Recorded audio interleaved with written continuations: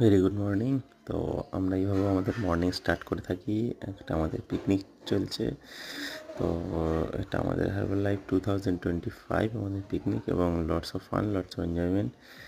আর এখানে বাচ্চাদের প্রোগ্রাম এবং খেলা চলছে, আর তার সঙ্গে বহু মানুষ এনারা যারা এনজয়মেন্ট করছেন, কারণ এনারা সবাই ফিজিক্যালি অ্যাক্টিভিটি ফিট সবাই। ওকে, তো আমাদের বাচ্চারাও ফিট, এরাও ডাইনো বেবি। তো এরাও মর্নিংয়ে ডাইনো শেক ইনটেক করে। ওয়াও।